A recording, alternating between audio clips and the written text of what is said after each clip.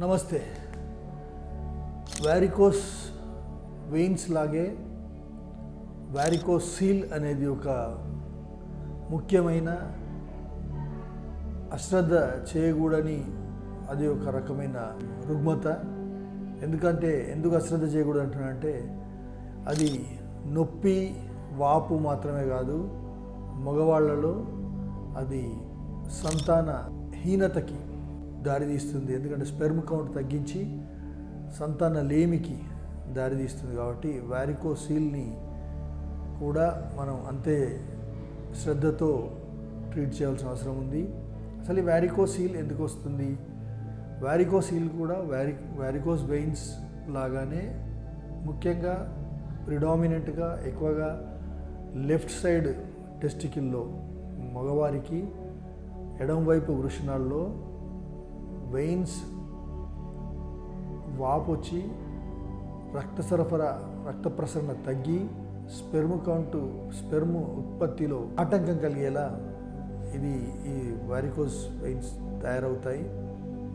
దానిలో కూడా మళ్ళీ అదే కారణం, కంటిన్యూస్గా నిలబడడం కానీ కంటిన్యూస్గా కూర్చోవడం కానీ, అత్యంత బరువైన సామాన్లు లేపడం మోయడం లాంటివి పనులు చేయడం, మంచి స్క్రోటల్ సపోర్టు లేని అండర్ గార్మెంట్స్ వాడడం వల్ల కూడా ఇవి వారికోస్ సీల్కి దారితీస్తుంది. దీని లక్షణాలు కూడా ముఖ్యంగా దీనిలో వాపు ఎక్కువ ఉండడంతో పాటు పెయిన్ కూడా ఎక్కువగా ఉంటుంది ఇందులో. అదే వారికోస్ వెయిన్స్లో పెయిన్ పెద్దగా కంప్లైంట్ చేయడు పేషెంట్, కానీ వారికోస్ వెయిన్స్లో మాత్రం పెయిన్ ఉంటుంది. ఆ స్వెల్లింగ్ పెరిగినా కొద్దీ పెయిన్ పెరుగుతుంది.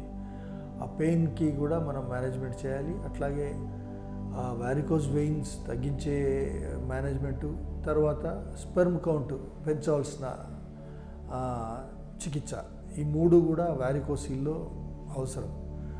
దీనికి ఆధునిక వైద్యంలో అయితే సర్జరీ చేసి వాటిని తొలగించడం ద్వారా వారికోస్ సీల్ని వాళ్ళు రిపేర్ చేస్తారు. అట్లాగే మన ఆయుర్వేదానికి వచ్చేటప్పటికి, ఆయుర్వేదంలో మనకి ఇందాక చెప్పినట్టే త్రిదోషాలలోని వాత మరియు పిత్త ప్రకోపం వలన వృషణాల్లోని వెయిన్స్లో సిరల్లో రక్త ప్రసరణలో ప్రసారంలో మార్పులు వచ్చి దానిలో వారికోస్ సీల్ ఏర్పడడం జరుగుతుంది. దానికి ముఖ్యంగా మేనేజ్మెంట్లో చెప్పేది ఏమంటే మనం చాలాసేపు కూర్చొని పని చేయకపోవడం, చాలాసేపు నిలబడడం కూడా తగ్గించడం, అట్లాగే హెవీ వెయిట్స్ లిఫ్ట్ చేయకుండా ఉండడం.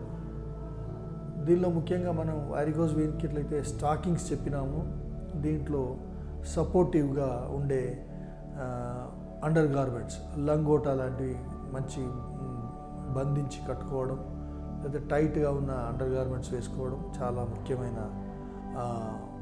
మేనేజ్మెంట్ దీనిలో. అట్లాగే మెడిసిన్స్కి వచ్చేటప్పటికి అశ్వగంధ ఎందుకు ఇస్తామంటే ఇన్ఫ్లమేషన్ తగ్గించి లైంగిక ఆరోగ్యాన్ని, అట్లాగే స్పెర్మ్ కౌంట్ను ఇది ఎన్హాన్స్ చేస్తుంది. గుడూచి కూడా మనకి రక్త ప్రసరణను ఎస్టాబ్లిష్ చేయడానికి పనికొస్తుంది. ఇందులో ముఖ్యంగా గుగ్గులు కూడా మనం వాడతాం. గుగ్గులు ఎందుకండి అంటే గుగ్గులు ఇన్ఫ్లమేషన్ తగ్గిస్తూ పెయిన్ను కూడా తగ్గిస్తాయి. పెయిన్ తగ్గించడానికి గుగ్గులు అవసరం. అట్లాగే తైలమర్దన, ఇందాక మనం చెప్పుకున్నట్టు నిర్గుండి తైలం లేదా చందన బల లాక్షాది తైలం లేదా మహానారాయణ తైలం, దీంతో మెల్లిగా జెంటిల్గా ఆ స్క్రోటం పైన అప్లై చేయడం వలన ఆ స్వెల్లింగ్ తగ్గడం జరుగుతుంది. అట్లాగే శతావరి కూడా దీనిలో మనం ఉపయోగించవచ్చు. శతావరి కూడా స్పెర్మ్ కౌంట్ను పెంచే విధంగా దాన్ని పనిచేస్తుంది. పంచకర్మ చికిత్సలు వచ్చేటప్పటికి రక్తమోక్షణ, విరేచనం, అట్లాగే దీనిలో వస్తి కూడా మనం ఇండికేట్ చేస్తున్నాం.